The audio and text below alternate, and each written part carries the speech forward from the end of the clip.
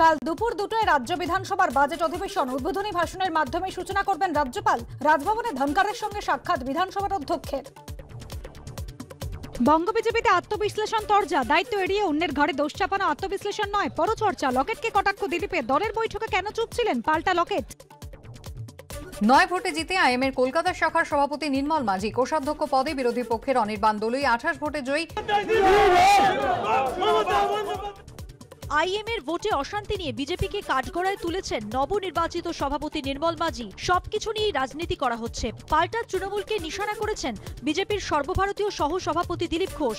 ডাক্তাররাও ছাপ্পা দিচ্ছেন কটাক্ষ অধীরের।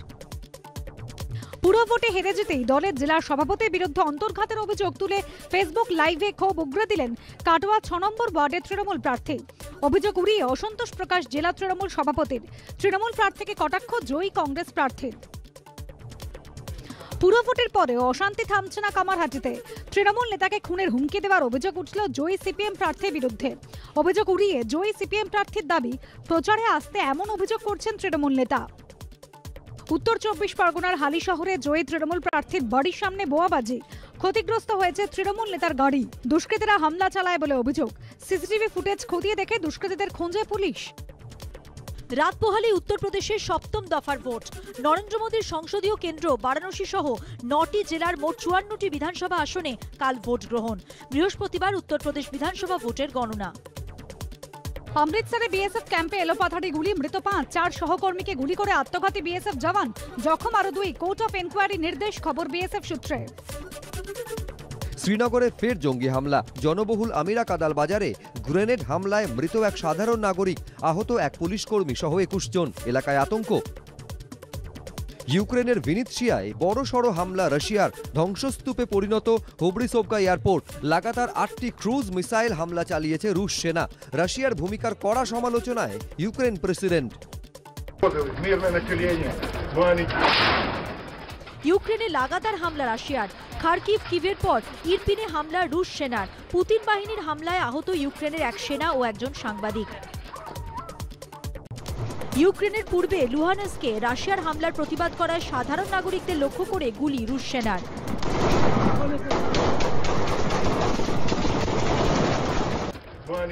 11 দিনে রাশিয়া ইউক্রেনের রক্তক্ষয়ী যুদ্ধ। ক্যানিভে জলবিদ্যুৎ কেন্দ্র কার্যত দখল রুশ সেনার। খারসনে ইউক্রেনের সেনা ঘাঁটি দখলের দাবি, হামলার পাল্টা জবাব ইউক্রেনের। চেরনিহিভে রুশ যুদ্ধ বিমানকে গুলি করে নামানোর দাবি ইউক্রেনের। 11 দিনে 40টি রুশ বিমান ও হেলিকপ্টার ধ্বংসের দাবি ইউক্রেনের। সামরিক পরিকাঠামো ধ্বংসের দাবি রাশিয়ার। ইউক্রেনে অস্ত্র সরবরাহ নিয়ে ন্যাটোকে সতর্ক করল রাশিয়া। নিষেধাজ্ঞা জারি করা দেশের তালিকা তৈরি নির্দেশ পুতিনের। কথা বাইডেন জেলেনস্কি। মারিউপোল ও ভলনোভাকা শহর যুদ্ধবিরতি।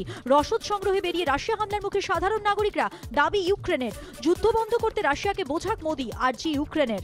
ইউক্রেন থেকে ভারতীয়দের উদ্ধারের কাজ শেষ পর্যায়ে। সুমিতে আটকে ভারতীয় পড়ুয়ারা, সাহায্য না মেলার অভিযোগ। भारत सरकार ये चाहते कि सुमी से कोई मर जाए तब हमें यहाँ से इवैक्यूएट करेंगे। ইউক্রেনে ভারতীয় পড়ুয়াদের উদ্ধার নিয়ে ফের কংগ্রেসের নিশানায় মোদি। ভারতীয় পড়ুয়াদের বাংকারে আটকে থাকার ভিডিও শেয়ার করে সর্বভারতীয় যুব কংগ্রেসের সভাপতি শ্রীনিবাস বিভির টুইট, প্রধানমন্ত্রী সভায় ব্যস্ত, মন্ত্রীরা সীমান্তে আর ভারতীয় পড়ুয়ারা রয়েছেন বাংকারে। ইউক্রেন যুদ্ধ হাজার হাজার পড়ুয়ার মনোবল ভেঙে দিয়েছে। ওয়ার জোন থেকে প্রাণ হাতে করে ঘরে ফিরলেন বাংলার 14 পড়ুয়া। এখনো অপেক্ষায় বহু ভারতীয়। 36 আওয়ার্স সাফার করতে হচ্ছে ট্রেনে ঢোকার জন্য।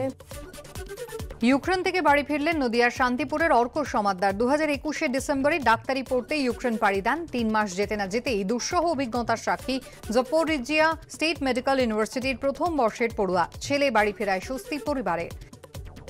কাজের খোঁজে গিয়েছিলেন ইউক্রেনে। অবশেষে যুদ্ধবিধ্বস্ত দেশ থেকে নদিয়ার শান্তিপুরের বাড়িতে ফিরলেন সমীর বিশ্বাস এবং অমিত কুমার বিশ্বাস।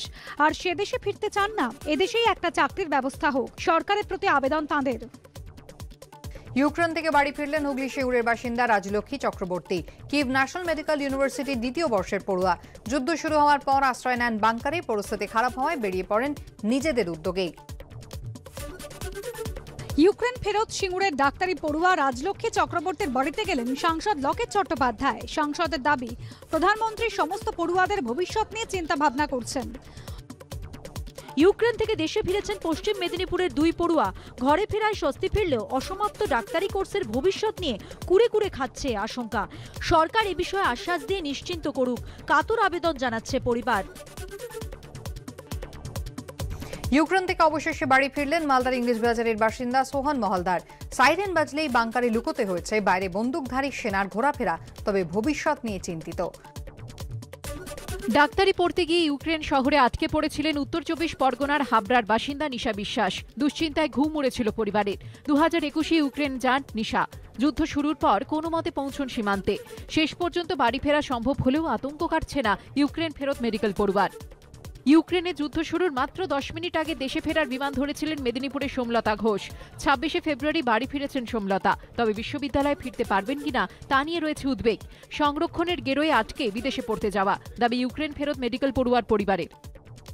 ইউক্রেনীয় সেনাবাহিনীতে যোগ দেওয়ার ইচ্ছা প্রকাশ করেছিলেন পলতার আদিত্য বিশ্বাস। অনলাইনে আবেদনের জবাব মেলার আগেই সরকারের নির্দেশ পেয়ে ছাড়তে হয়েছে কিভ। বাড়ি ফেরার স্বস্তির সঙ্গে মিশেছে আক্ষেপ।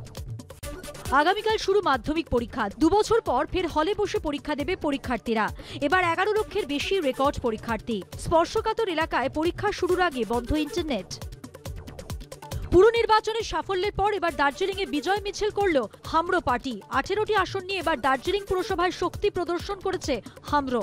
দার্জিলিংবাসীকে ধন্যবাদ জানিয়ে বিজয় মিছিল করেন পার্টির সুপ্রিমো অজয় এডওয়ার্ড। উলুবেড়িয়া পুরসভা দখলের পর এবার এলাকায় বিজয় মিছিল বের করল তৃণমূল কংগ্রেস। উলুবেড়িয়া পুর এলাকাকে যানজট মুক্ত করা এবং নিকাশি ব্যবস্থা উন্নত করায় জোর দেওয়া হবে, আশ্বাস শাসক শিবিরের। আনিস কাণ্ডের প্রতিবাদে মিছিল কংগ্রেসের, সামিল প্রদেশ কংগ্রেস সভাপতি অধীর চৌধুরী। মৌলালি থেকে পার্ক সার্কাস পর্যন্ত মিছিল। আনিস হত্যার বিচার ও মীনাক্ষী মুখোপাধ্যায় সহ ছাত্র নেতাদের নিঃশর্ত মুক্তির দাবিতে বামেদের মিছিল। রায়গঞ্জের শিলিগুড়ি মোড় থেকে শুরু হয়ে মিছিল শেষ হয় গার্লস স্কুল মোড়ে। অ্যানাস্থেটিস্টের নাম ও রেজিস্ট্রেশন নম্বর ব্যবহার করে চর্মরোগের চিকিৎসা। রাজ্যের একাধিক জায়গায় চেম্বার। চিকিৎসা করতেন কলকাতাতেও সহযোগী সহ অভিযুক্ত ভুয়ো চিকিৎসককে গ্রেফতার করল রবীন্দ্র সরোবর থানার পুলিশ। এবার পুলিশ কর্তার বাড়িতে চুরি। কলকাতা পুলিশের ট্রাফিকের অ্যাসিস্ট্যান্ট কমিশনার দেবাশিস ঘোষের বারুইপুরের বাড়িতে একের পর এক তালা ভেঙে চুরি। বাড়ি থেকে নগদ টাকা ও বাড়ির সামনের মন্দির থেকে গয়না চুরির অভিযোগ। অবসরপ্রাপ্ত সরকারি কর্মী ফিক্সড ডিপোজিটের টাকা হাতিয়ে নেওয়ার অভিযোগ উঠল ব্যাংক কর্মীর বিরুদ্ধে। অভিযোগ সুসম্পর্কের সুবাদে ওটিপি এবং অন্যান্য নথি নিয়ে প্রতারণা করা হয়। ভাঙড় থেকে গ্রেপ্তার অভিযুক্ত ধৃতের 4 দিনে পুলিশ হেফাজত। দীর্ঘদিন ধরে পানীয় জলের সংকটে ভুগছেন হাওড়ার বেলুড়ের বিস্তীর্ণ এলাকার বাসিন্দারা। জলের দাবিতে অবরোধ করার পরে নড়ে চড়ে বসল প্রশাসন। কোথায় সমস্যা খতিয়ে দেখলেন ইঞ্জিনিয়াররা। 1 সপ্তাহের মধ্যে জল সমস্যা মেটানোর আশ্বাস। দক্ষিণ 24 পরগনার সরসুনা লাগোয়া দাসপাড়ায় গোডাউনে বিধ্বংসী আগুন। আগুনে পুড়ে জখম 6 জন। একজনের অবস্থা আশঙ্কাজনক। দমকলের 2টি ইঞ্জিনের চেষ্টা আগুন নিয়ন্ত্রণে আসে। রত্না চট্টোপাধ্যায়ের উদ্যোগে অনুষ্ঠিত হলো রক্তদান শিবির। বেহালার পর্ণশ্রীতে মহিলা পরিচালিত রক্তদান শিবিরে রক্ত দিলেন মহিলারাই। উপস্থিত ছিলেন মেয়র ফিরহাদ হাকিম, সাংসদ মালা রায় ও শুভাশিস চক্রবর্তীরা। মধ্যমগ্রামের শ্রীনগরে সমরাস্ত্র প্রদর্শন শিবির আয়োজন করল সিআরপিএফ এর 167 নম্বর ব্যাটালিয়ন। শিবির থেকে বিভিন্ন আগ্নেয়াস্ত্রের কার্যকারিতা এবং ব্যবহার সম্পর্কে জানতে পারছেন নাগরিকরা। খুঁটিনাটি বুঝিয়ে দিচ্ছেন শিবিরে উপস্থিত জওয়ানরা। দেশে কোভিড গ্রাফে স্বস্তি, ফের কমল দৈনিক মৃত্যু। আক্রান্তের সংখ্যা। গত 24 ঘন্টায় দেশে করোনায় আক্রান্ত হয়েছেন 5476 জন। দেশে একদিনে মৃত্যু হয়েছে 158 জনের। গত 2 বছরের মধ্যে এই প্রথম কোভিড রোগী শূন্য হলো আমরি, ঘোষণা হাসপাতাল কর্তৃপক্ষের। গতকালই হাসপাতালে চিকিৎসাধীন বাঘাযতীনের বাসিন্দা 69 বছরের করোনা রোগীকে সুস্থ ঘোষণা করে ঢাকুরিয়া আমরি থেকে বাড়ি পাঠানো হয়েছে। আইসিসি মহিলা বিশ্বকাপে পাকিস্তানকে হারালো ভারত। নিউজিল্যান্ডের ডে ওভালে পাক বাহিনীকে 107 রানে হারালো প্রমিলা বাহিনী। অশ্বিন জাডেজা যুগলবন্দিতে কোহলির 100তম টেস্টে বিরাট জয় ভারতের। ইনিংসে 222 রানে শ্রীলঙ্কাকে উড়িয়ে দিল রোহিত ব্রিগেড। রেকর্ড জাডেজা অশ্বিনের। টেস্টে 85 ম্যাচে 435 উইকেট নিয়ে কপিলকে টপকালেন অশ্বিন। ভারতের হয়ে টেস্টে সর্বোচ্চ 619 উইকেট কুম্বলের ঝুলিতে দ্বিতীয় স্থানে অশ্বিন। বড় পর্দায় সাফল্যের কারণে নেটফ্লিক্সে গাঙ্গুবাই কাথিয়াওয়াড়ির স্ট্রিমিং পিছিয়ে গেল 1 মাস। এপ্রিলের শেষ সপ্তাহ থেকে নেটফ্লিক্সে দেখা যাবে ছবিটি।